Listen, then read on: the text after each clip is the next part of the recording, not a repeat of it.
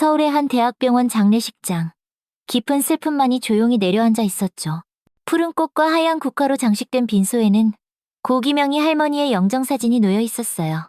72회의 삶을 마감한 할머니의 얼굴은 사진 속에서 엄숙하면서도 참 단아한 미소를 머금고 있었습니다. 그녀의 며느리 서유는 검은 상복을 입고 장례식장 한쪽에 조용히 서 있었어요. 눈은 퉁퉁 부어 붉었고 얼굴에는 지난 3년간의 고된 병간호로 인한 피로가 역력했죠. 10년이나 모셨던 시어머니가 이제 이 세상에 없다는 사실이 서윤에게는 아직도 꿈만 같았습니다. 마음 한구석에서는 이제 더는 시어머니의 냉대를 받지 않아도 된다는 안도감이 들다가도 끝내 인정을 받지 못했다는 허무함에 가슴이 미어졌습니다. 장례식장 안은 낮은 흐느낌과 조문객들의 위로의 말들로 웅성거렸습니다. 서윤이 찻잔을 정리하려고 움직이던 바로 그때 어디선가 둘째 며느리 최유라의 목소리가 귀에 날아와 밝혔습니다. 네, 형님이 어머님을 제대로 못 모신 것 같아요.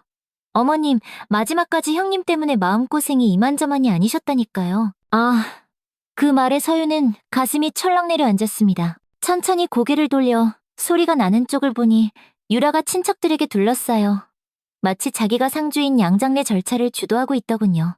38배 나이에도 여전히 반짝반짝 빛나는 그녀는 검은 상복을 입었지만 화장은 완벽했고 조문객들 앞에서 눈물을 훔치는 모습마저 꼭 연습이라도 한 듯 자연스러웠습니다. 유라의 옆에는 그녀의 남편 민준이 풀 죽은 모습으로 서 있었죠.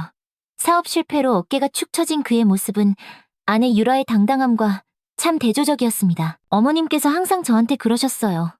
유라야, 네가 내 며느리 중에 최고다.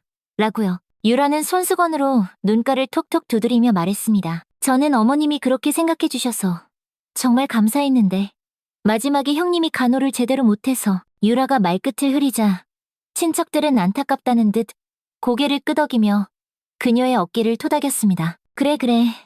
우리 유라가 정말 효부지.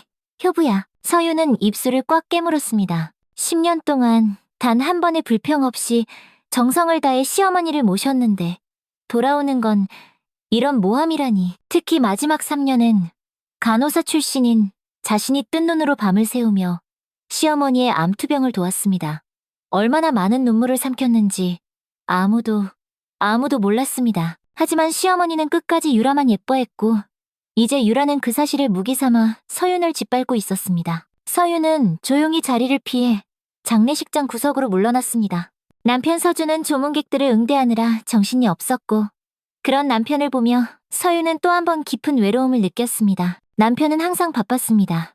해외 출장이 잦은 탓에 집을 비우기 일쑤였고 그 사이 서윤은 시부모님과 단둘이 지내며 모든 걸 도맡아야 했습니다. 시어머니가 서윤에게 차갑게 굴 때도 남편은 늘 에이, 어머니가 그런 뜻으로 하신 말씀이 아닐 거야 라며 상황을 피하기만 했죠. 결국 모든 건 언제나 서윤의 몫이었습니다. 저녁이 되어 조문객들이 대부분 돌아가고 장례식장에는 가족들만 남았습니다. 시아버지 박진태, 할아버지는 한참 동안 아내의 영정 앞에 말없이 앉아있다가 겨우 자리에서 일어났습니다.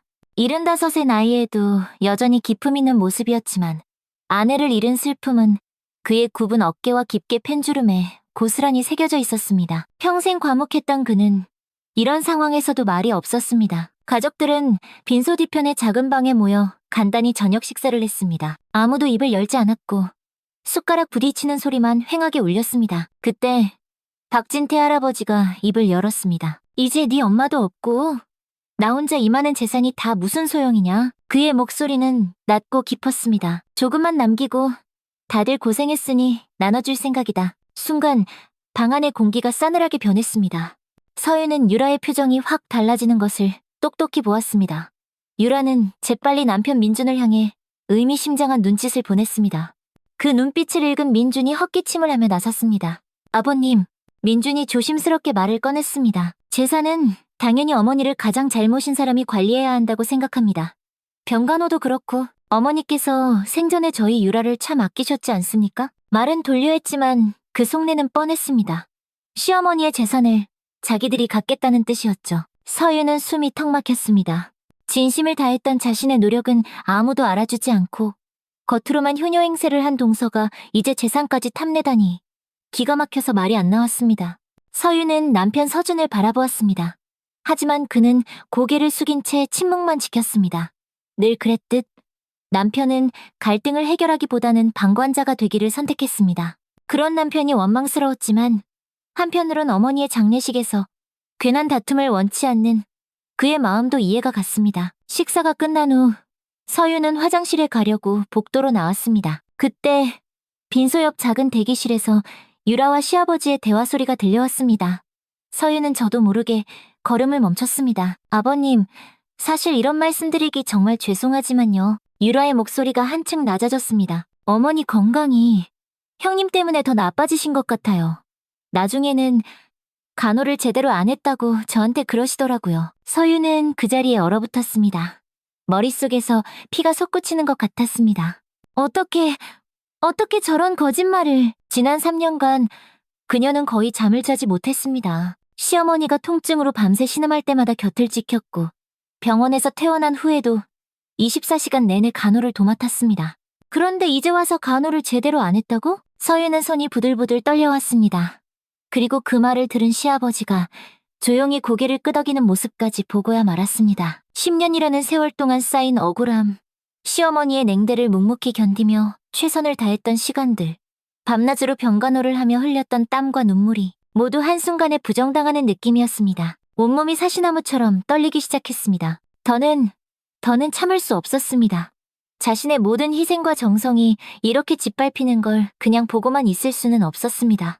서유는 다시 빈소로 향했습니다. 발걸음은 무거웠지만 마음은 이미 굳게 결심을 내린 후였습니다. 쾌한 표정으로 서윤이 빈소에 들어서자 가족들은 모두 그녀를 바라보았습니다. 모두의 시선이 집중되었지만 서유는 아무것도 느껴지지 않았습니다. 그녀의 시선은 오직 재단과 시어머니의 영정사진에만 고정되어 있었습니다. 서윤의 얼굴은 창백했고 눈에는 분노와 상처의 불꽃이 이글거렸습니다. 10년 동안 어머님을 지극정성으로 모셨는데 어떻게 저한테 이렇게 모욕을 주실 수 있어요? 서윤의 목소리가 가늘게 떨렸습니다. 그 말에 유라와 시아버지도 서윤에게 다가와 그녀를 바라봤습니다. 재산이 목적이었다면 저도 이렇게까지 고생 안 했을 겁니다. 그리고 동서, 어떻게 그런 끔찍한 말을 할 수가 있어?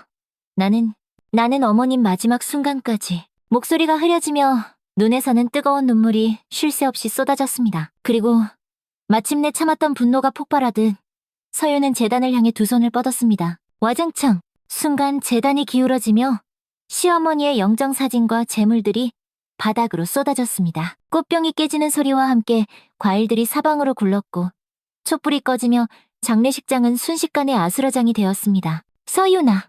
남편 서준이 경악하며 외쳤습니다. 그의 얼굴에는 믿을 수 없다는 표정이 가득했습니다. 형님, 지금 뭐 하시는 거예요? 유라의 비명이 울려 퍼졌습니다. 그녀는 충격받은 척 뒤로 물러섰지만 그 눈에는 순간 섬뜩한 승리감 같은 것이 스쳐 지나갔습니다.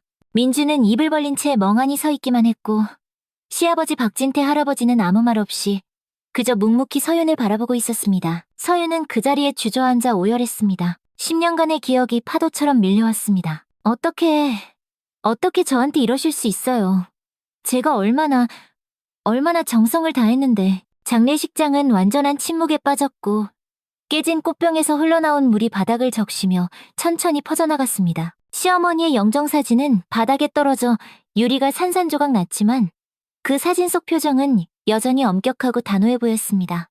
마치 죽어서까지 서윤을 꾸짖는 듯 했습니다. 그 순간 서윤의 마음속에서 무언가가 완전히 무너져 내렸습니다. 서윤은 눈물을 닦으며 천천히 일어섰습니다. 그녀의 목소리는 더 이상 떨리지 않았습니다. 바닥에 흩어진 제사상과 깨진 영정사진 앞에서 그녀는 10년 전으로 돌아갔습니다. 모든 것이 시작되었던 그날, 비가 추적추적 내리던 10년 전 4월의 어느 날이었습니다. 서울대학교 병원 응급실은 환자들로 북적였고 간호사였던 서윤은 12시간 근무의 마지막을 보내고 있었습니다. 그때 하얀 머리의 단정한 노부인이 극심한 복통을 호소하며 응급실로 실려왔습니다. 서윤은 할머니에게 다가가 물었습니다. 할머니는 통증에 얼굴을 찡그리며 고개를 가로저었습니다. 서윤은 즉시 할머니의 활력 징후를 측정하고 응급실 의사에게 보고했습니다. 그녀의 정확한 관찰과 빠른 대처 덕분에 할머니는 급성 담낭염 진단을 받고 제때 치료를 시작할 수 있었습니다. 정말 고마워요, 간호사님. 통증이 가라앉아 할머니가 서윤의 손을 꼭 잡았습니다. 당신 덕분에 정말 큰 고생을 면했네. 아니에요, 할머니. 제 일인걸요. 서윤이 환하게 미소 지었습니다. 그 노부인이 바로 김영희 할머니였습니다. 그녀는 서윤의 친절함과 따뜻함에 깊은 인상을 받았습니다. 퇴원 전날, 김영희 할머니는 자신의 아들 서준을 병원으로 데려왔습니다. 이분이 내가 말했던 그 천사 같은 간호사란다. 그리고는 서윤을 보며 짓궂게 웃으며 말했습니다. 우리 아들 아직 장가를 못 갔는데 신랑감으로 어때? 김영희 할머니의 말에 서윤은 쑥스러움에 얼굴이 빨개졌지만 눈앞에선 훤칠한 키의 남자를 보고 가슴이 두근거렸습니다. 박서준. 그는 부드러운 미소를 지니고 있었고 눈빛은 참 따뜻했습니다. 그렇게 시작된 두 사람의 만남은 6개월 만에 결혼으로 이어졌습니다. 서윤은 서준을 사랑했고 특히 그의 어머니인 김영희 할머니가 자신을 며느리감으로 콕 찍어줬다는 사실이 정말 감사했습니다. 결혼 초기 모든 것은 완벽했습니다. 김영희 할머니는 서윤을 친딸처럼 아꼈고 집안일도 살뜰히 도왔습니다. 서윤은 시어머니의 건강을 챙기며 간호사로서의 지식을 10분 활용했고 시어머니는 그런 며느리를 동네방네 자랑스러워했습니다. 하지만 딱 6개월이 지나자 상황이 조금씩 변하기 시작했습니다. 서준이 장남이었기에 김영희 할머니는 며느리에 대한 기대가 남달랐습니다. 처음에는 사소한 지적으로 시작됐죠. 예, 서윤아. 요즘 아침에 좀 늦는구나. 우리 집은 대대로 새벽 5시에 일어나서 아침 준비를 해야 한단다. 매번 말하는데 아직도 음식이 싱겁네. 우리 집안 사람들은 간이 좀 센 음식을 좋아해. 옷차림이 그게 뭐니? 며느리는 좀 단정해야지. 서윤은 모든 지적을 겸허히 받아들이고 노력했습니다. 하지만 시어머니의 기준은 끝도 없이 높아졌고 서윤의 노력은 늘 부족해 보였습니다. 결혼 2년 차, 서윤과 서준은 아이를 간절히 원했습니다. 하지만 몇 번의 시도에도 좋은 소식이 없자 그들은 병원을 찾았습니다. 검사 결과 서윤에게 불임 문제가 있다는 진단이 내려졌습니다. 괜찮아, 여보. 우리 둘이서도 충분히 행복하게 살 수 있어. 서준이 서윤을 위로했지만 그녀는 자신의 문제로 남편에게 아이를 낳아줄 수 없다는 사실에 깊은 죄책감과 상처를 받았습니다. 더 큰 충격은 시어머니의 태도 변화였습니다. 불임 사실이 알려지자 김영희 할머니는 서윤을 대하는 방식이 180도 달라졌습니다. 대를 이을 손주 하나 못 낳는 며느리가 대체 무슨 소용이야.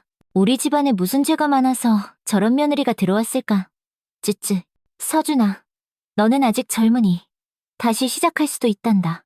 시어머니의 날카로운 말들은 비수가 되어 서윤의 가슴에 깊이 박혔습니다. 서준은 어머니의 그런 말에 크게 반발하지 않았습니다. 그저 어머니도 집안대를 잇는 게 중요하니까 이해 좀 해드렸던 라고 말할 뿐이었습니다. 서윤은 남편이 자신을 적극적으로 감싸주지 않는 것에 더욱더 외로움을 느꼈습니다. 결혼 5년 차, 시동생 민준이 결혼했습니다. 그의 아내 최유라는 첫인상부터 완벽했습니다. 명문대 출신에 단아한 외모, 싹싹하고 공손한 태도까지. 유라는 처음부터 시어머니의 마음을 단번에 사로잡았습니다. 어머, 우리 유라는 어쩜 이렇게 예쁘고 싹싹하니? 시어머니는 주변 친지들에게 입이 닳도록 자랑했습니다. 똑똑하고 예의 바르고 음식 솜씨도 일품이야. 일품! 서윤은 시어머니의 그런 말을 들을 때마다 가슴이 쓰렸지만 애써 표정을 관리했습니다. 그녀는 유라와 좋은 관계를 유지하려 노력했고 동서지간에 서로 도우며 잘 지내고 싶었습니다. 결정적인 변화는 유라가 결혼 1년 만에 떡두꺼비 같은 아들을 낳았을 때 찾아왔습니다. 시어머니는 첫 손자를 보고 기쁨의 눈물을 흘렸고 유라를 우리 집의 보물이라고 불렀습니다. 아이고, 우리 유라. 네가 우리 집안의 대를 이었구나. 정말 고맙다. 정말 고마워. 그 순간부터 서윤과 유라 사이의 차별은 노골적으로 변했습니다. 유라가 끓인 미역국은 세상에 이렇게 맛있는 미역국은 처음 먹어본다. 몇 칭찬받았지만 서윤이 똑같은 방법으로 끓인 미역국은 뭔가 2% 부족해라는 평가를 받았습니다. 유라가 시부모님께 드린 선물은 어쩜 이렇게 센스가 넘치니라며 인정받았지만 서윤의 선물은 굳이 이런 걸 뭐하러 사왔니? 라는 쌀쌀맞은 반응이 돌아왔습니다. 그럼에도 불구하고 서윤은 묵묵히 자신의 역할을 다했습니다. 그녀는 전직 간호사로서 시부모님의 건강을 꼼꼼히 챙겼고 특히 시어머니의 고혈압과 당뇨 관리에 온 신경을 썼습니다. 서준이 해외 출장으로 집을 자주 비우는 동안 서유는 혼자서 시부모님을 모시며 텅 빈 가정을 지켰습니다. 그러던 중 결혼 7년 차 시어머니가 대장암 진단을 받았습니다. 초기에는 수술로 완치 판정을 받았지만 3년 후 암이 재발했고 이번에는 상황이 훨씬 심각했습니다. 시어머니는 힘든 화학치료와 방사선 치료를 시작했고 그 부작용으로 인해 일상생활조차 어려워졌습니다. 서유는 자신의 경력을 모두 뒤로하고 시어머니의 병간호에 온전히 매달렸습니다. 약 복용 시간을 관리하고 영양가 있는 식사를 준비했으며 밤에는 이 시간마다 일어나 체위를 바꿔주며 욕창을 방지했습니다. 항암 치료 후 구토가 심할 때도 통증으로 밤을 꼴딱 새울 때도 서유는 단 한순간도 시어머니 곁을 떠나지 않았습니다. 하지만 시어머니의 표정은 여전히 얼음장처럼 차가웠고 서윤의 헌신에 대해 고맙다는 말 한마디 하지 않았습니다. 오히려 유라가 아주 가끔 방문할 때만 환하게 웃으며 반겼습니다. 아이고, 우리 유라 왔구나. 어서 와. 바쁜데 언제 왔어? 미안하기 싫이. 유라는 시어머니 앞에서만 효부 행세를 했고 실제 간호는 거의 하지 않았습니다. 그녀는 방문할 때마다 화려한 꽃다발과 비싼 보양식을 사와서 주변의 시선을 끌었지만 시어머니의 실질적인 필요를 채워주지는 않았습니다. 그런데도 시어머니는 유라가 잠깐 손을 잡아주는 것에 더 큰 위안을 느끼는 듯 했습니다. 가장 가슴 아팠던 것은 시어머니의 상태가 악화되자 유라가 주변의 서윤에 대한 나쁜 소문을 퍼뜨리기 시작한 일이었습니다. 그녀는 친척들과 이웃들에게 형님이 어머님을 제대로 못 모셔서 상태가 더 나빠진 것 같아요. 라고 소곤거렸습니다. 심지어 서윤이 시어머니의 약을 제때 챙겨드리지 않았다거나 식사를 소홀히 했다는 새빨간 거짓말까지 했습니다. 그런 말들이 귀에 들려올 때마다 서윤은 가슴이 미어지는 듯 했지만 시어머니에게는 차마 말할 수 없었습니다. 편찮으신 분께 그런 말을 전하는 것은 오히려 상태를 악화시킬 뿐이라고 생각했고 그저 진심은 언젠가 통하리라 굳게 믿었습니다. 시어머니의 상태는 더욱 악화되었고 마지막 몇 주는 서윤이 병원 침대 옆 간이 침대에서 하루 24시간을 꼬박 지켰습니다. 서준도 해외 출장을 미루고 돌아왔지만 그는 차마 어머니의 고통스러운 모습을 감당하지 못했습니다. 결국 마지막 순간에도 서윤이 홀로 시어머니의 임종을 지켰습니다. 어머님, 편히 가세요. 제가 아버님 잘 모실게요. 서윤이 시어머니의 손을 잡고 속삭였습니다. 시어머니는 마지막 순간 서윤의 손을 희미하게나마 꼭 쥐었습니다. 그리고 그녀의 눈에서 눈물 한 방울이 흘러내렸습니다. 그것이 시어머니가 서윤에게 남긴 마지막 메시지였습니다. 시어머니가 돌아가신 후 서윤은 깊은 슬픔에 잠겼습니다. 10년간의 서운함과 상처에도 불구하고 그녀는 진심으로 시어머니를 그리워했습니다. 그리고 장례식장에서 유라가 내뱉은 그 잔인한 말을 들었을 때 10년간 꾹꾹 눌러왔던 모든 억울함과 분노가 한순간에 폭발하고 만 것이었습니다. 눈에서는 뜨거운 눈물이 하염없이 흘러내렸고 10년간의 헌신과 소외감이 그 눈물에 모두 담겨 있었습니다. 장례식장의 무거운 침묵 속에서 그녀는 자연스럽게 시아버지 박진태 할아버지를 바라보았습니다. 75의 노학자는 여전히 담담한 표정으로 이 모든 상황을 지켜보고 있었습니다. 아버님, 서윤이 떨리는 목소리로 말을 이었습니다. 아버님은 항상 아무 말씀이 없으셨지요. 박진태 할아버지는 평생 말보다 행동으로 살아온 사람이었습니다. 서울대학교 국문학과 교수로 30년을 재직하며 그는 강의실에서도 꼭 필요한 말만 간결하게 했습니다. 학생들은 그를 침묵의 정교수라고 불렀지만 동시에 그의 깊은 통찰력과 지혜를 존경했습니다. 가정에서도 그는 과묵했습니다. 아침 식사 시간에 신문을 읽으며 오늘 날씨가 좋구나 라고 말하는 정도였고 저녁 식사 때는 밥이 참 맛있다는 짧은 칭찬이 전부였습니다. 대부분의 집안 대소사는 아내인 김영희 할머니가 결정했고 그는 묵묵히 따랐습니다. 서윤이 이 집에 며느리로 들어온 첫날 박진태 할아버지는 딱 한마디만 했습니다. 잘 부탁한다. 그 후로 그는 서윤에게 거의 말을 걸지 않았지만 항상 관심 있게 지켜보고 있었습니다. 식사 시간에 아내가 서윤의 음식 솜씨를 타박할 때마다 박진태 할아버지는 조용히 그 음식을 더 많이 먹었습니다. 서윤이 시어머니의 고혈압 약을 정확히 챙겨드리는 모습, 밤늦게까지 집안일을 하는 모습, 그리고 아내의 냉담한 대우에도 묵묵히 참아내는 모습까지 모두 그의 눈에 담겨 있었습니다. 유라가 가족이 된 후 박진태 할아버지는 더욱 침묵했습니다. 아내가 유라를 노골적으로 편애하는 상황에서 그는 불편한 기색을 내비쳤지만 직접 개입하지는 않았습니다. 유라는 그런 시아버지의 과묵함을 약점이라 여기고 은근히 그를 무시했습니다. 박진태 할아버지가 거실에서 책을 읽고 있으면 유라는 마치 그가 없는 사람처럼 행동했고 시어머니에게만 온갖 아양을 떨었습니다. 어머님, 이 영양제 정말 좋다고 해서 사왔어요. 어머님, 제가 어머님 좋아하시는 도라지 무침 해왔는데 맛 좀 보세요. 어머님, 우리 손주 좀 보세요.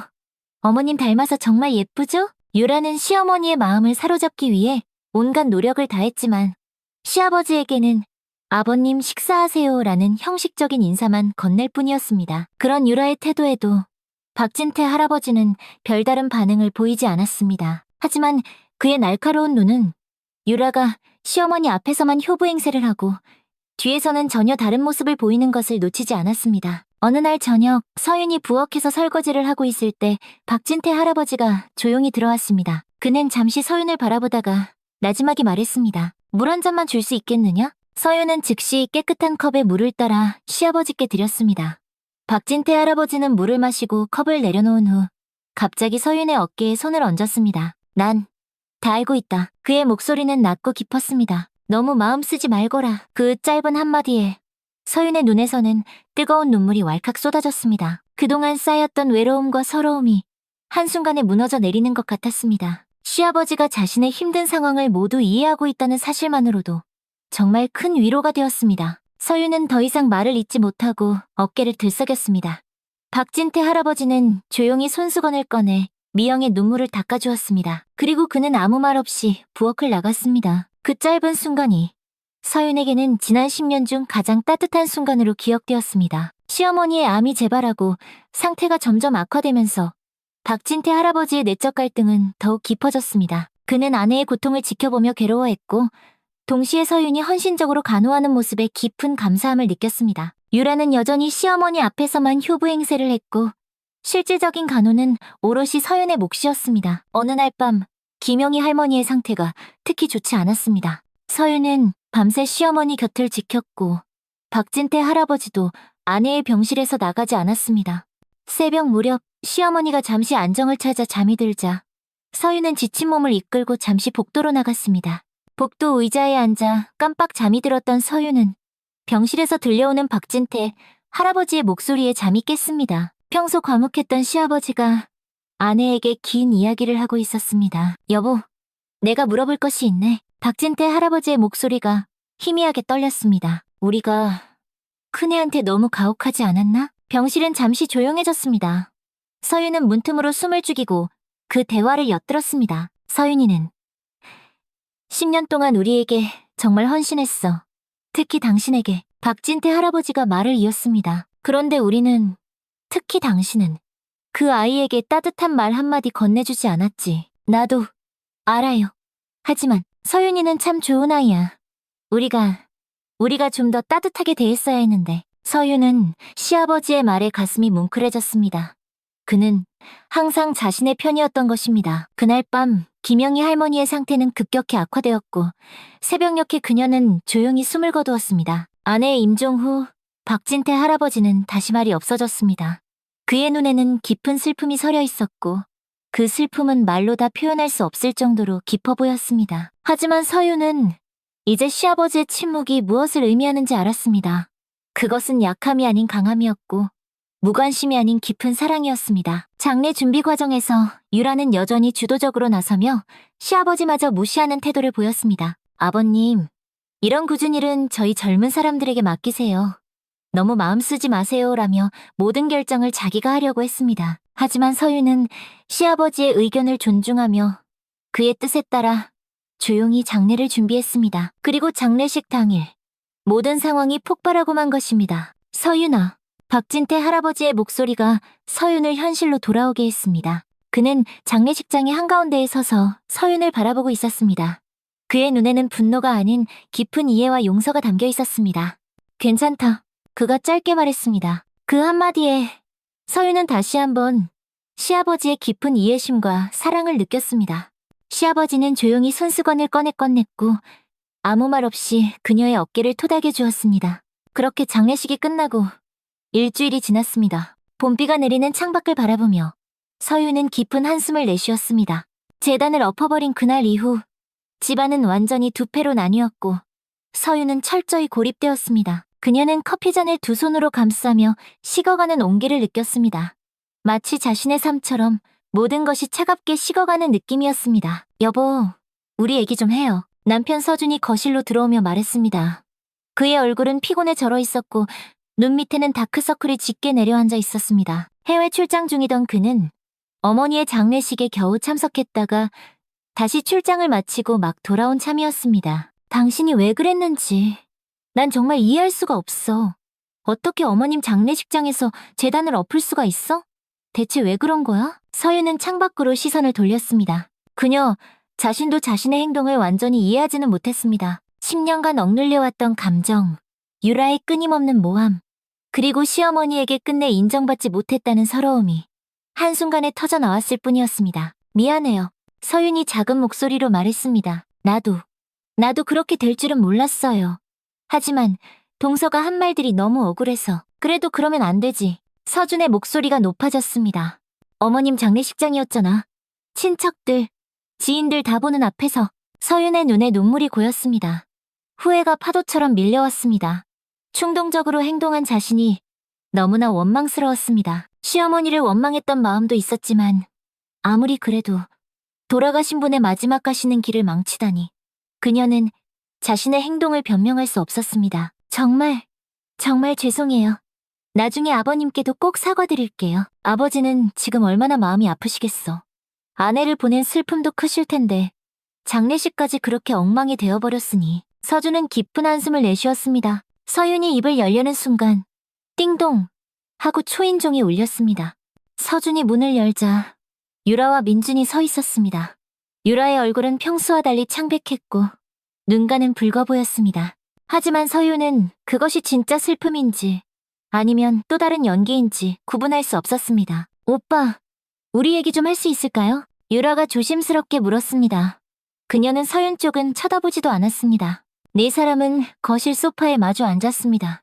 무거운 침묵이 내려앉았고 누구도 먼저 입을 열지 않았습니다. 마침내 유라가 입을 열었습니다. 사실 저희 많이 걱정돼요. 유라가 천천히 말했습니다. 형님이 장례식장에서 그런 행동을 하시는 걸 보고 정말 충격이었어요. 저희뿐만 아니라 아버님도 정말 많이 놀라셨대요. 서윤은 자리에서 벌떡 일어나려 했지만 서준이 그녀의 손을 잡아 제지했습니다. 계속 말해봐. 아버님께서 많이 힘들어하시는데 형님 때문에 더 마음이 아프시다고. 유라는 손수건으로 눈가를 닦는 신용을 했습니다. 사실 아버님 댁에 들렀다가 오는 길이에요. 아버님께서 많이 편찮으세요. 아버지가? 아버지가 왜? 서준이 놀라 물었습니다. 많이 우울해하세요. 어머님 잃으신 슬픔도 크신데 장례식에서 그런 일까지 생기니 충격이 크신가 봐요. 유라의 목소리가 안타깝다는 듯 흐려졌습니다. 아버님께서는 당분간 조용히 지내고 싶다고 하셨어요. 서유는 가슴이 찢어지는 듯 했습니다. 시아버지를 실망시켰다는 생각에 견딜 수 없는 죄책감이 밀려왔습니다. 그녀와 시아버지 사이에 겨우 쌓였던 신뢰가 한순간에 무너져 내린 것만 같았습니다. 내가 내일 아버지 뵈러 다녀올게. 서준이 걱정스러운 표정으로 말했습니다. 그게 민준이 조심스럽게 말을 이었습니다. 아버지가 당분간 형수님은 뵙고 싶지 않다고. 네? 서유는 충격으로 말을 잇지 못했습니다. 정말 아버지가 그렇게 말씀하셨다고? 서준이 의심스러운 눈으로 물었습니다. 네. 유라가 고개를 끄덕였습니다. 솔직히 말씀드리면 아버님께서는 형님이 정신적으로 좀 불안정한 것 같다고 걱정하셨어요. 요즘 형님이 이상하게 행동하신다고. 뭐라고요? 서유는 자리에서 벌떡 일어났습니다. 어머, 형님. 진정하세요. 유라가 놀란 척하며 뒤로 물러섰습니다. 보세요, 오빠. 또 이렇게 감정 조절을 못하시잖아요. 서준은 혼란스러운 표정으로 서윤을 바라보았습니다. 그의 눈에는 의심과 걱정이 교차했습니다. 서윤의 눈에서 눈물이 주르륵 흘러내렸습니다. 형님, 잠시 쉬시는 게 좋을 것 같아요.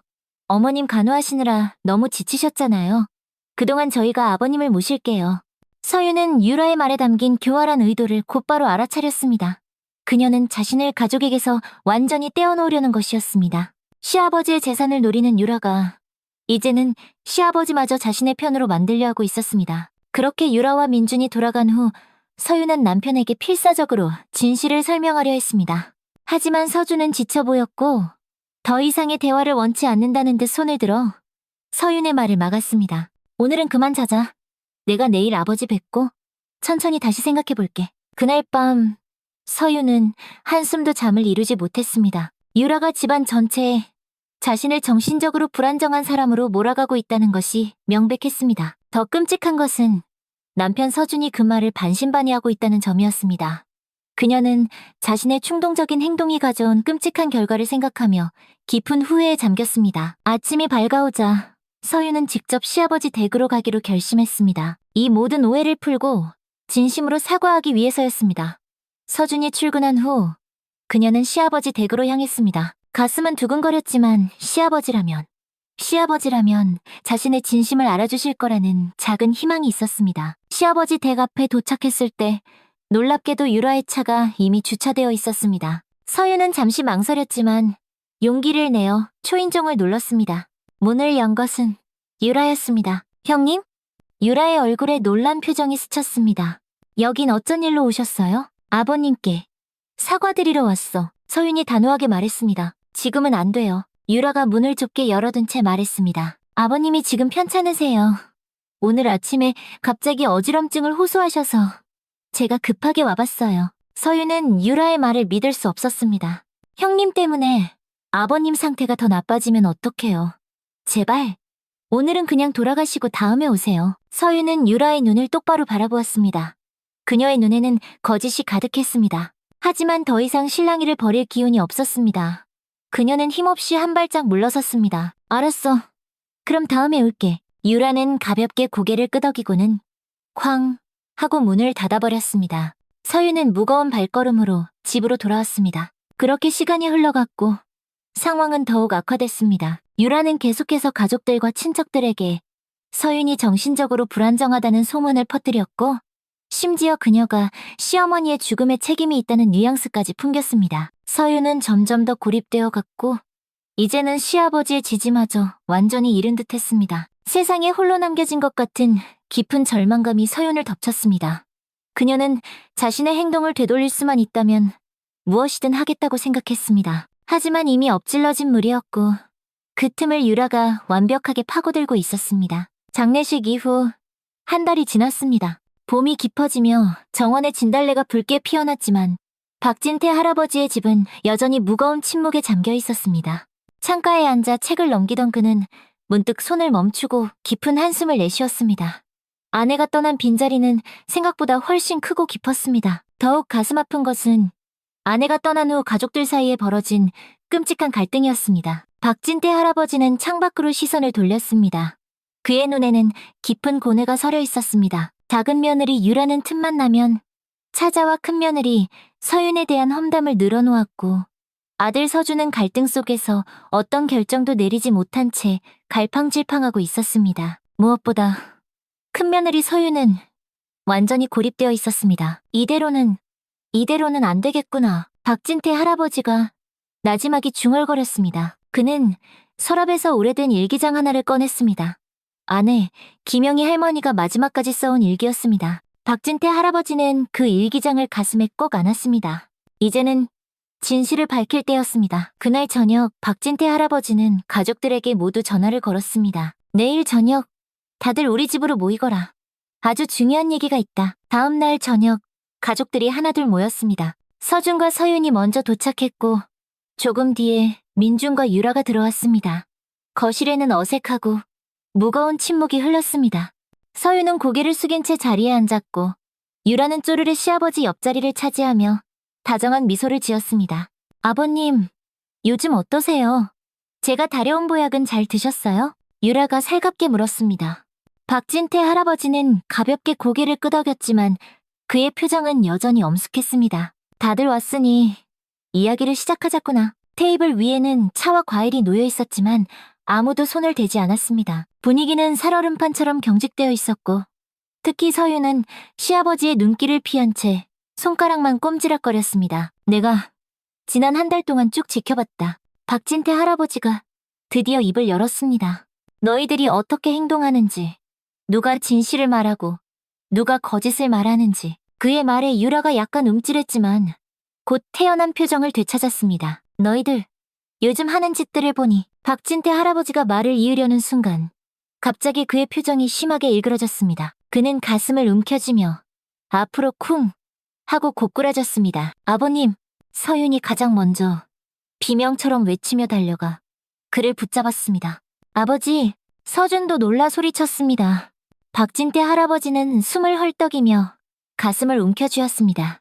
얼굴은 새파랗게 질렸고 이마에는 식은땀이 송골송골 맺혔습니다. 그는 서윤의 팔 안에서 고통스러운 신음을 내뱉었습니다. 서윤은 침착하게 119에 전화하라고 소리쳤습니다. 그리고 그녀는 재빨리 시아버지를 바닥에 편안히 눕히고 넥타이를 풀어주었습니다. 아버님, 제 말 들리세요? 심장이 아프세요? 박진태 할아버지는 고통스러운 표정으로 간신히 고개를 끄덕였습니다. 서윤은 과거 간호사 경험을 살려 즉시 응급처치를 시작했습니다. 그녀는 시아버지의 맥박을 확인하고 호흡을 살폈습니다. 아버님, 괜찮아요. 깊게 숨 쉬세요. 천천히. 제 말 따라서요. 서윤이 침착하게 말했습니다. 구급차가 곧 올 거예요. 조금만 참으세요. 유라는 충격으로 얼어붙은 채 멀뚱멀뚱 서 있기만 했고 민주는 황급히 현관문으로 달려가 구급차를 기다렸습니다. 서준은 아버지의 손을 그저 꼭 잡고 있었습니다. 아버님 제발 버티세요. 서윤의 눈에 눈물이 고였습니다. 그동안의 갈등과 오해가 모두 부질없게 느껴졌습니다. 지금 가장 중요한 것은 오직 시아버지의 생명뿐이었습니다. 삐뽀 구급차 소리가 가까워져 왔고 박진태 할아버지는 서윤의 품에 안겨 약하게 숨을 쉬고 있었습니다. 그리고 그의 눈이 천천히 감겼습니다. 응급구조대가 들이닥쳐 재빨리 박진태 할아버지를 들것에 옮겼습니다. 서윤은 눈물로 흐려진 시선으로 시아버지가 구급차에 실려 멀어져가는 모습을 망연자실하게 지켜보았습니다. 병원 응급실의 하얀 형광등 아래 서윤은 시아버지의 손을 꼭 잡고 있었습니다. 구급차 안에서 서윤은 시아버지의 상태를 계속 체크하며 산소 마스크 착용을 도왔습니다. 가슴 통증으로 쓰러진 시아버지는 의식이 희미한 상태였지만 서윤의 빠르고 정확한 대처 덕분에 최악의 상황은 면할 수 있었습니다. 급성 심근경색입니다. 정말 다행히 초기에 적절한 응급처치가 이루어져서 위험한 고비는 넘겼습니다. 의사가 가족들에게 설명했습니다. 가족분 중에 간호사 출신이 계셔서 정말 천만다행이었습니다. 그 골든타임을 놓쳤다면 상황이 훨씬 좋지 않았을 겁니다. 서윤은 그 말을 듣고 나서야 안도의 한숨을 내쉴 수 있었습니다. 옆에 서 있던 서준은 아내의 어깨를 힘껏 감싸 안았습니다. 여보, 정말 고마워. 당신이 아니었으면. 서준의 목소리가 가늘게 떨렸습니다. 중환자실에 입원한 박진태 할아버지는 48시간 동안 집중 치료를 받았습니다. 서윤은 병원을 한시도 떠나지 않고 시아버지 곁을 지켰습니다. 간호사 출신인 그녀는 의료진과 원활하게 소통하며 시아버지의 상태를 꼼꼼하게 확인했습니다. 매시간 체크되는 활력 징후, 약물 투여 시간, 수액 교체 시간까지 하나도 놓치지 않고 모두 기록했습니다. 유라와 민주는 첫날 병문안을 왔다가 금방 돌아갔습니다. 저희는 내일 중요한 약속이 있어서요. 내일 다시 올게요. 유라는 그렇게 말하고 서둘러 병원을 떠났습니다. 하지만 그 다음 날도 유라는 아주 잠깐 얼굴만 비쳤다가 바빠서요라는 핑계를 대고 일찍 자리를 떴습니다. 서윤은 그런 유라를 원망하지 않았습니다. 지금 가장 중요한 것은 오직 시아버지의 회복뿐이었으니까요. 사흘 후 박진태 할아버지의 상태가 안정되어 일반 병실로 옮겨졌습니다. 서윤은 병실에서 거의 살다시피 했습니다.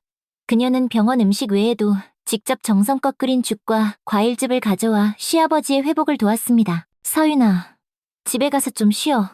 이러다 너까지 쓰러지겠다. 서준이 걱정스럽게 말했지만 서윤은 고개를 저었습니다. 괜찮아요.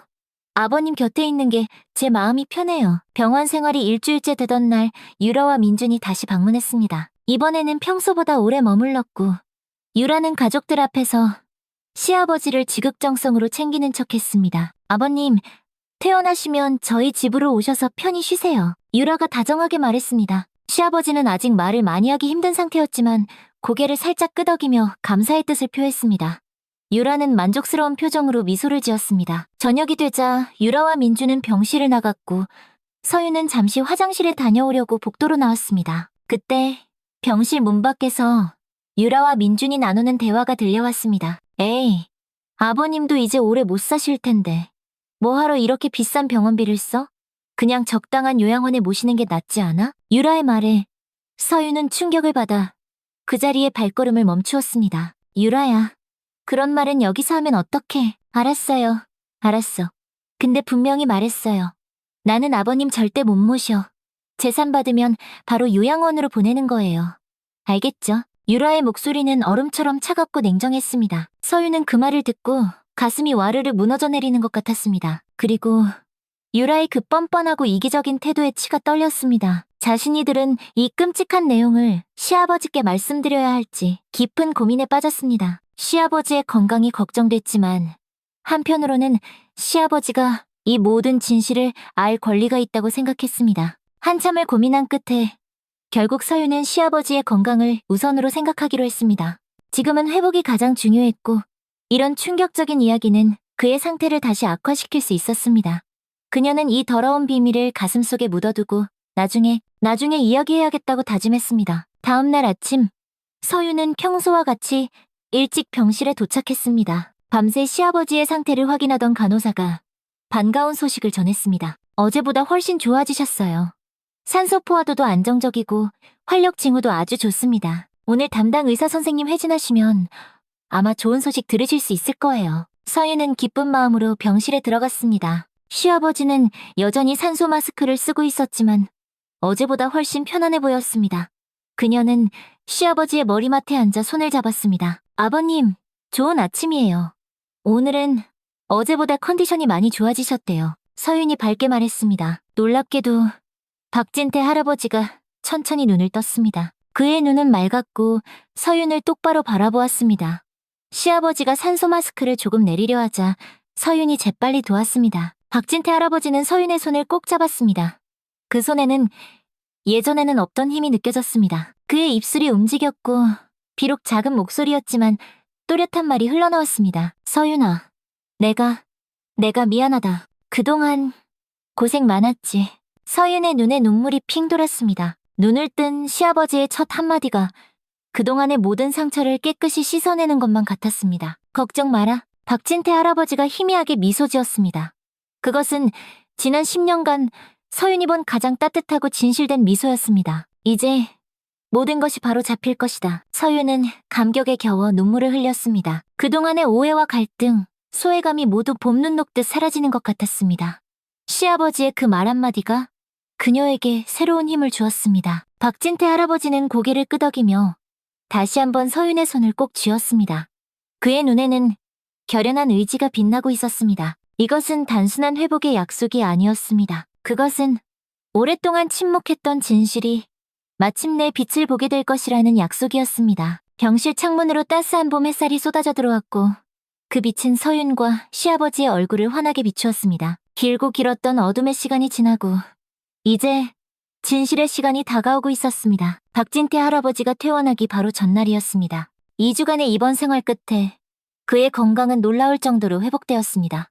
의사들도 그의 빠른 회복력에 혀를 내두를 정도였습니다.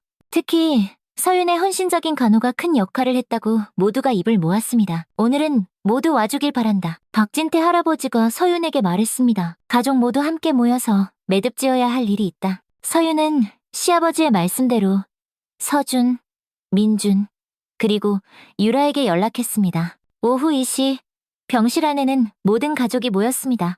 좁은 병실은 숨막히는 긴장감으로 가득했습니다.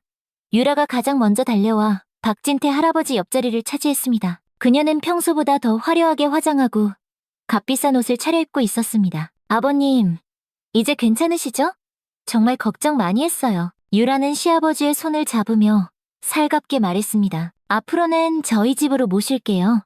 제가 직접 간호해드릴게요, 아버님. 민주는 아내 뒤에 그림자처럼 조용히 서 있었고 서준과 서윤은 병실 반대편에 나란히 자리 잡았습니다. 서윤은 시아버지의 눈빛이 평소와 다르다는 것을 직감했습니다. 그의 눈에는 강하고 결연한 의지가 서려 있었습니다. 모두 모였으니 이야기를 시작하마. 박진태 할아버지가 침대에서 천천히 자세를 고쳐 앉으며 말했습니다. 그는 여전히 약해 보였지만 목소리는 놀라울 정도로 단단했습니다. 유라가 재빨리 말을 이었습니다. 아버님, 무리하지 마세요. 중요한 얘기는 퇴원하시고 편안히 계실 때 하셔도. 유라야. 박진태 할아버지가 유라의 말을 자르며 조용히 하지만 힘주어 말했습니다. 내가 평생 말이 없다고, 내가 바보천치라고 생각했느냐? 그 한마디에 병실 안의 공기가 순식간에 얼어붙었습니다. 유라의 얼굴에서 핏기가 싹 가셨고 민주는 불편한 듯 시선을 피했습니다. 서준과 서윤도 놀란 듯 서로를 바라보았습니다. 나는 너희들이 생각하는 것보다 훨씬 더 많은 것을 알고 박진태 할아버지가 말을 이었습니다. 특히 유라 너. 나는 네가 어떤 아이인지 처음부터 다 알고 있었다. 유라는 어색하게 웃으려 했지만 시아버지의 서리빨 같은 표정 앞에서 그 웃음은 곧 사라졌습니다. 아버님, 무슨 말씀이신지. 넌 내 앞에서는 효부인 척 온갖 아양을 떨었지만 뒤에서는 나를 요양원에 보낼 궁리만 했지. 안 그러냐? 박진태 할아버지의 말에 유라는 완전히 얼어붙었습니다. 나는, 그리고 내 아내도 네가 진짜 어떤 사람인지 다 알고 있었다. 박진태 할아버지는 침대 옆 테이블 서랍에서 오래된 가죽 표지의 일기장 하나를 꺼냈습니다. 표지가 닳고 구겨진 것으로 보아 오랜 세월 소중히 간직된 물건임이 분명했습니다. 이건 내 아내의 일기장이다. 박진태 할아버지가 조용히 말했습니다. 그의 손가락이 일기장 표지를 천천히 쓰다듬었습니다. 아내가 마지막 1년 동안 써온 것이다. 아내는 마지막 몇 달 동안 참 많은 생각을 했다. 박진태 할아버지가 천천히 일기장을 펼쳤습니다. 특히 서윤이 너에 대해서. 시아버지는 일기장의 한 페이지를 펼치고 나지막이 읽기 시작했습니다. 오늘도 서윤이가 밤새 내 곁을 지켰다. 이 아이에게 정말 고맙다. 어느 순간부터인가 이 착한 아이에게 표현을 제대로 못했다. 어디서부터 잘못된 건지 모르겠다. 내가 죽기 전에 꼭 고맙다고, 미안하다고 얘기하고 싶다. 서윤은 그 말을 듣고 눈물을 참을 수 없었습니다. 시어머니가 마음속으로는 자신을 인정하고 있었다는 사실이 믿기지 않았습니다. 서준은 놀란 표정으로 아내의 어깨를 꼭 감싸 안았습니다. 박진태 할아버지는 다른 페이지를 넘겼습니다. 서윤이가 없었다면 나는 이미 오래전에 세상을 떠났을 것이다. 그 아이의 간호사 경험과 따뜻한 마음이 내 생명을 연장시켰다. 내가 너무 고집이 세서 그 아이를 참 많이 아프게 했구나. 용서받을 수 있을까? 유라의 얼굴이 새하얗게 질렸습니다. 그녀는 자리에서 일어나려 했지만 남편 민준이 그녀의 어깨를 잡아 억지로 앉혔습니다. 아내는 유라노에 대해서도 잘 알고 있었다. 박진태 할아버지가 또 다른 페이지를 펼쳤습니다. 작은 며느리는 내 앞에서만 효부 행세를 한다. 겉과 속이 다른 아이라는 걸 오래전부터 알고 있었지만 손주 얼굴을 봐서 차마 어떻게 말을 해야 할지 모르겠다. 아버님, 유라가 벌떡 일어났습니다. 그건 어머님이 정신이 온전치 못하셔서.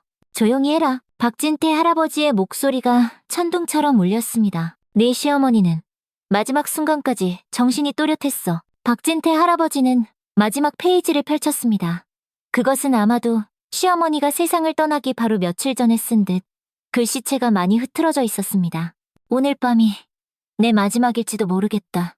내 남편에게 마지막 부탁을 한다. 부디 서윤이를 잘 돌봐주고 그 아이에게 내 진심을 꼭 전해주길. 그리고 유라의 욕심을 경계하게. 병실안은 완전한 침묵에 빠졌습니다. 유라는 충격에 빠진 듯 아무 말도 하지 못했고 민주는 고개를 푹 숙인 채 바닥만 바라보았습니다. 서윤은 가슴이 벅차올랐습니다. 10년 동안 인정받지 못했다고 생각했던 자신의 헌신이 결국에는 시어머니의 마음에 닿았다는 사실이 그녀를 울렸습니다. 아내는 마지막 순간에 많은 것을 깨달았. 박진태 할아버지가 일기장을 조심스럽게 덮으며 말했습니다. 그리고 나도 마찬가지다. 내가 더 일찍 나서서 진실을 밝혔어야 했다. 내 침묵이 서윤이 너를 더 아프게 했구나. 미안하다. 서윤은 고개를 저었습니다. 아니에요, 아버님. 어머님의 마음을 알게 된 것만으로도 저는 충분히 위로가 됩니다. 박진태 할아버지는 천천히 그 일기장을 서윤에게 건넸습니다. 이제 이 일기장은 네가 가지고 있거라. 이건 너의 10년 헌신에 대한 네 어머니의 답장이다. 서윤은 떨리는 손으로 일기장을 받았습니다. 그것은 단순한 책이 아니라 시어머니의 진심이 담긴 소중한 유산이었습니다. 10년간의 오해와 상처가 이 작은 일기장 하나로 모두 치유되는 듯 했습니다. 유라는 충격에서 벗어나지 못한 채 도망치듯 병실을 나가려 했습니다. 그러나 박진태 할아버지의 나지막한 목소리가 그녀를 멈춰 세웠습니다. 유라야.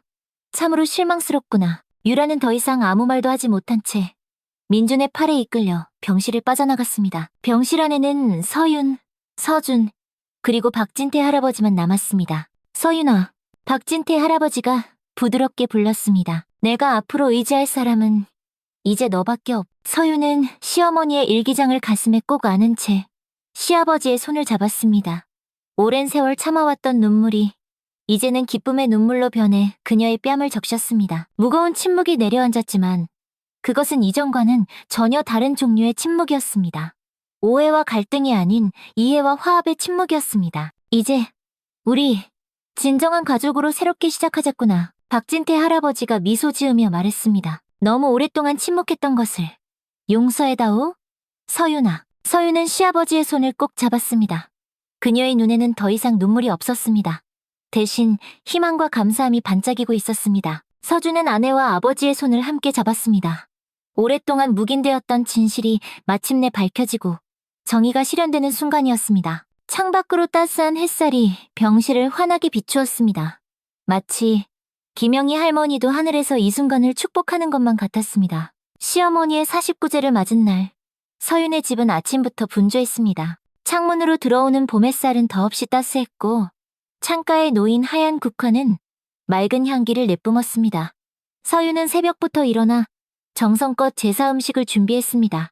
떡과 과일, 나물과 고기 반찬까지 시어머니가 생전에 좋아하셨던 음식들로 상을 가득 채웠습니다. 여보, 도와줄 것 없어? 서준이 부엌으로 들어오며 물었습니다. 서윤은 미소 지으며 고개를 저었습니다. 괜찮아요.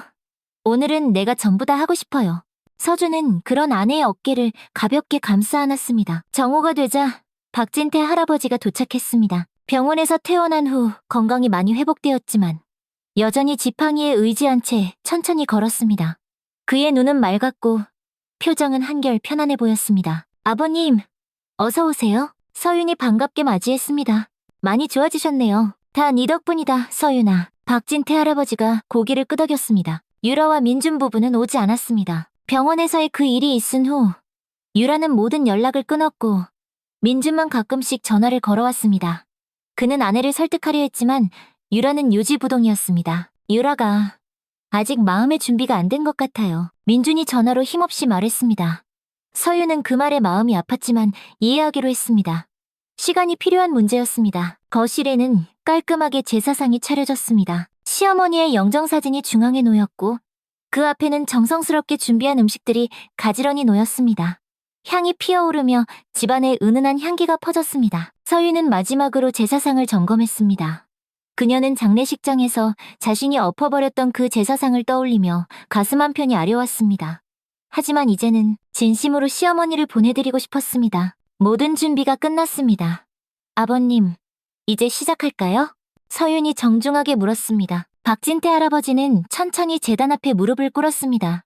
서준과 서윤도 그 옆에 나란히 앉았습니다.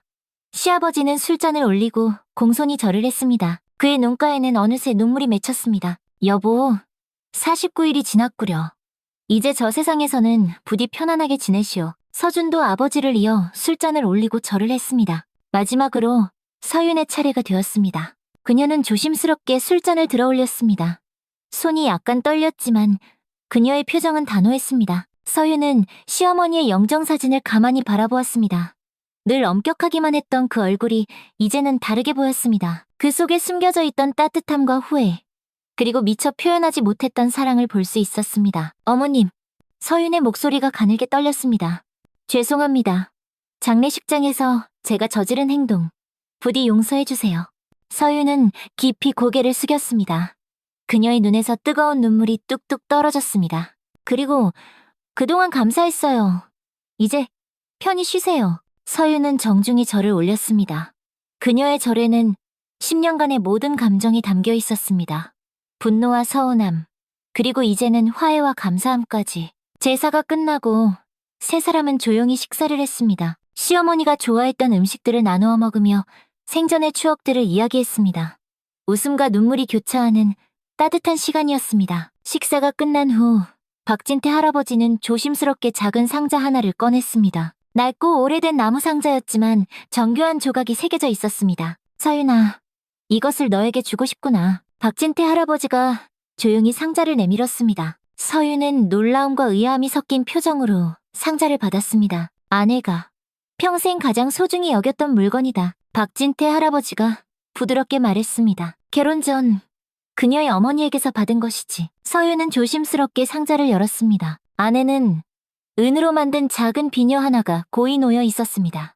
단순하지만 우아한 디자인이었고 끝에는 작은 연꽃이 섬세하게 장식되어 있었습니다. 아내는 마지막까지 이것을 너에게 주지 못한 것을 무척이나 안타까워했단다. 박진태 할아버지가 설명했습니다. 서윤은 비녀를 조심스럽게 만져보았습니다. 시어머니가 그토록 소중히 여겼던, 그리고 자신에게 주려고 했던 물건이라니. 그녀의 눈에 다시 눈물이 고였습니다. 너의 시어머니가 결국 가장 신뢰했던 사람은 바로 너였다. 서윤아. 박진태 할아버지의 목소리가 떨렸습니다. 비록 표현은 서툴렀지만 그녀는 네가 우리 가족의 진정한 기둥이라는 것을 알고 있었다. 서윤은 더 이상 말을 잇지 못했습니다. 그녀는 비녀를 가슴에 꼭 안고 고개를 숙였습니다. 모든 상처와 아픔이 이 작은 비녀 하나를 통해 깨끗이 치유되는 것 같았습니다. 감사합니다. 아버님. 서윤이 간신히 말을 이었습니다. 서윤은 다시 제단 앞으로 걸어갔습니다. 시어머니의 사진 앞에서 그녀는 비녀를 들어 보였습니다. 어머님, 이 소중한 선물 정말 감사합니다. 이제 저도 알아요. 어머님의 진심을요. 서준과 박진태, 할아버지도 서윤의 옆에 섰습니다. 세 사람은 시어머니의 사진 앞에서 서로의 손을 꼭 잡았습니다. 그들의 얼굴에는 평화로운 미소가 어렸습니다. 창밖에서 불어온 바람이 창가에 놓인 국화꽃잎을 살랑살랑 흔들었습니다. 마치 김영희 할머니의 마지막 미소 같았습니다. 이제 그녀도 저 하늘에서 평안을 찾은 듯 했습니다. 49제를 지낸 후 6개월이 흘렀습니다. 가을에 선선한 바람이 불어오는 9월의 어느 날, 서윤은 간호사 유니폼을 단정히 입고 거울 앞에 섰습니다. 하얀 유니폼과 붉은 십자가 배지가 그녀에게 새로운 활력을 불어넣어주는 듯 했습니다. 10년 만에 다시 입게 된 간호사 유니폼은 설렘과 긴장감을 동시에 가져왔습니다. 여보, 어때요? 너무 오랜만이라 어색한데? 서윤이 남편 서준에게 물었습니다. 서준은 아내를 자랑스러운 눈빛으로 바라보았습니다. 정말 잘 어울려. 세상에서 제일 예쁜 우리 간호사 선생님? 서윤은 쑥스럽게 웃었습니다. 서울대학교 병원에서 다시 일하게 된 것은 박진태 할아버지의 도움이 컸습니다. 그는 오랜 지인인 병원 이사장에게 서윤을 적극적으로 추천했고 병원 측에서는 기꺼이 그녀를 중견 간호사로 채용했습니다. 시어머니가 돌아가신 후 서준과 서윤의 관계는 완전히 달라졌습니다. 서준은 자신의 오랜 부재와 무관심이 아내에게 얼마나 큰 상처가 되었는지 뼈저리게 깨달았습니다. 그는 해외 출장을 대폭 줄이고 가족과 함께하는 시간을 늘렸습니다. 무엇보다 서윤의 꿈과 희망에 진심으로 귀를 기울이기 시작했습니다. 저녁에 아버지가 오신대요. 첫 출근 축하해 주신다고 서준이 말했습니다. 서윤은 따뜻하게 미소 지었습니다. 박진태 할아버지와의 관계도 크게 달라졌습니다.